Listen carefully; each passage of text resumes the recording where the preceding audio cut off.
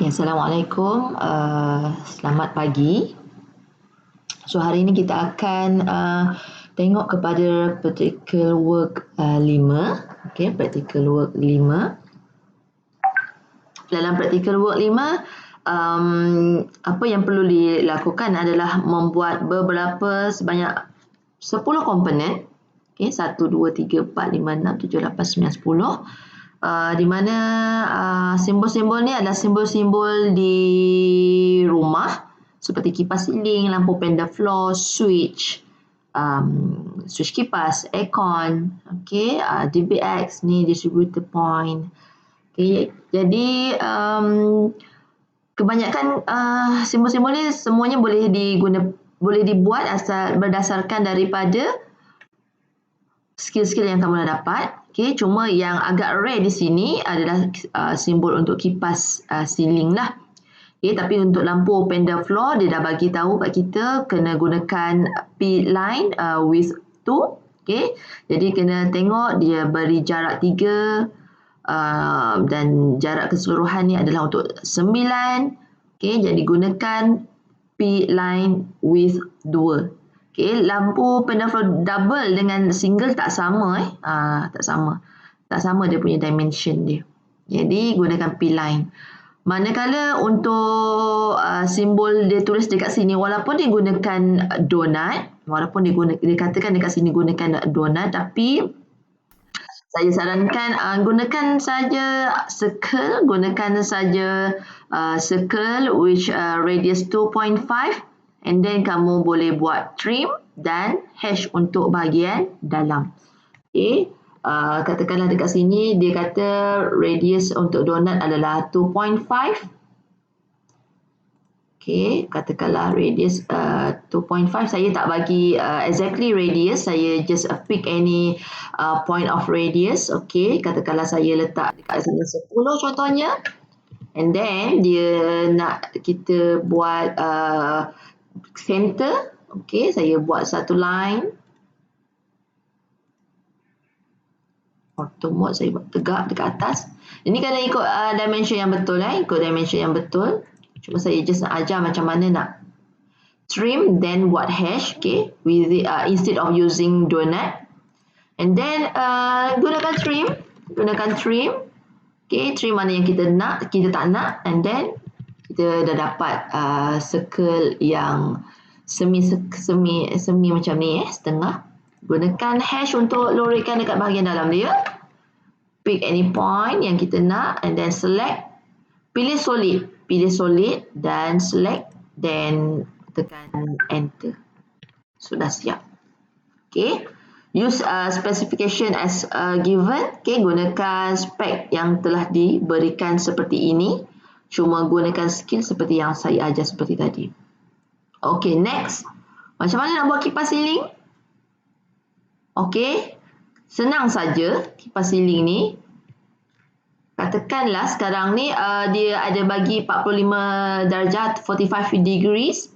Okay, gunakan 45 degrees. Ingat dia bukannya straight tetapi dia adalah sengit macam ni, 45 darjah.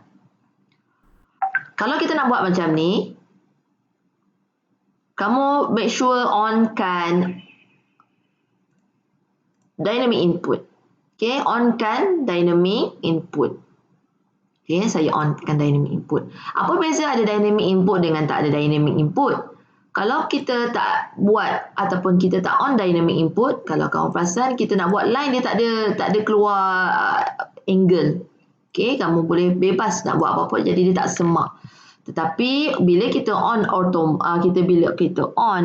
dynamic input, saya buat line contohnya. Nampak dia ada bahagian degree tu. Dia ada bahagian degree. Jadi pentingnya kita gunakan dynamic input bila masa kita nak gunakan dynamic input bila kita nak tahu degree 45 ni tadi. Okay, saya bagi contoh. Okay, offkan balik auto mode tadi. Auto mode ni function dia adalah untuk buat garisan straight. So saya tak nak buat garisan straight, saya nak buat line biasa. Okay, langkah pertama buat circle. Okay, katakan dalam soalan dia bagi radius 10. So radius 10 and then enter. Okay, dan kita nak buat line. Okay, kita tak tahu center point. Katakanlah dekat kamu punya workspace ni tak ada center point. Macam mana nak keluarkan yang hijau ni? Tanda hijau. On kan object snap. On kan object snap. Pergi dekat bahagian arrow ni dan make sure on kan center punya object snap dekat sini. Yang glamournya selalu endpoint, midpoint dan center. On kan center. So nanti bila kita nak buat line dekat center tu nanti akan keluarlah tanda hijau. Green. Okay, then dah on kan object snap baru kita boleh buat line. Okay, tu dah ada tanda hijau. Okay, saya nak buat line. Okay. So bila kamu tengok dekat sini, nampak tak dia ada tanda degree. Tu ada 44. Kalau ke bawah sikit 40. Kalau ke atas sikit kita nak 45 kan. So saya okey macam ni 45. Bila dah tahu kita punya angle 45, kita just type panjang mana kita nak. Sebab radius untuk circle ni 10, so saya type 10. And then saya tekan enter. So dapatlah. Okey, saya dapat satu line yang angle dia adalah 45 dengan radius dia 20 radius dia sebanyak 10. Saya nak buat bahagian bawah ni pula. Sama juga saya pilih dia punya angle dia sebanyak 45. Panjang mana tak apa, nanti saya set sendiri 45. Okey, setkan 45. And then kita nak tahu dia punya line panjang mana? 10 lah sebab radius untuk circle 10. So saya buat 10 lagi. And then saya tekan enter. Okey. So, bahagian ni kita nak kena lorikkan, gunakanlah hash.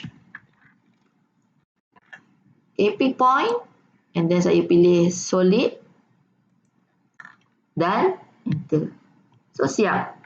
Untuk sebelah, guna yang sama. Untuk bahagian kiri, gunakan step yang sama.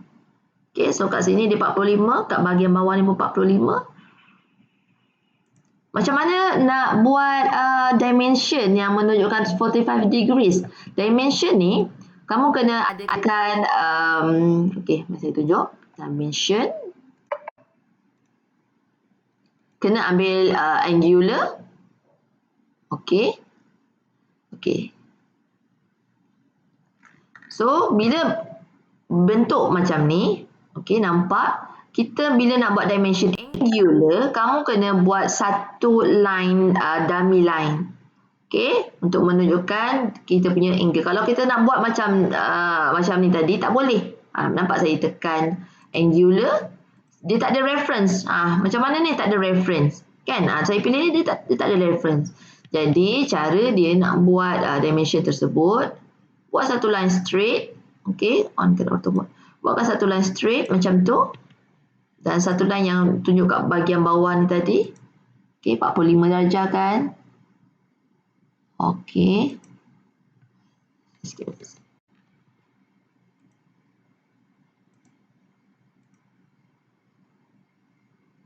Okey. Bila kita buat dummy line macam ni, barulah kita boleh buat dimension angular. Dia ada reference line. 1, 2. Okey. 45 darjah. Macam ni. 45 darjah. Okey. Sama juga kalau untuk line yang then kita boleh padamlah kalau kata tak nak. Okey. Sama juga kalau kita nak buat line kat bahagian bawah ni pun. Kita straightkan dia macam ni. Okey, then buat dimension untuk angular. Sini dengan sini. So dapat 90 darjah. Okey. So, yang ni boleh tukar jadi garis putus-putus. Okay, line type. Okay, line type ni tak ajar lagi sebenarnya. Tapi alang-alang saya ajarkan datang lah. Kita boleh ubah line type ni. Gunakan garis putus-putus. Okay.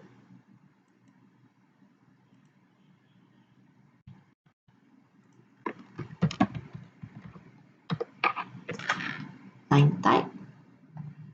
Okay, nak buat line type putus-putus tu kena pergi ke load. Okay, ni nampak ada garis putus-putus. Kita ambil yang putus-putus macam ni. ISO dash and then tekan OK. So dia dah masuk dalam library lah kiranya.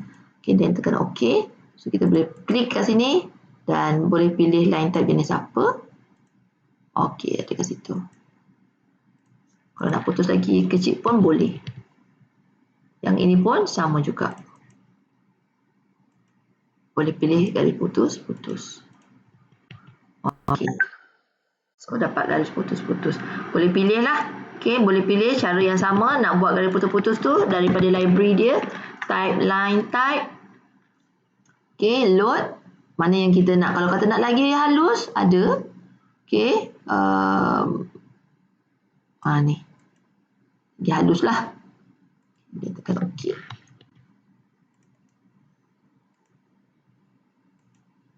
Okay, yang lagi halus.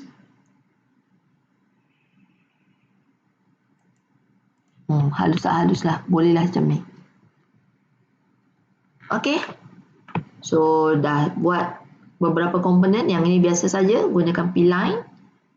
Dan, okay. Selamat maju jaya untuk buat lab 5. Terima kasih.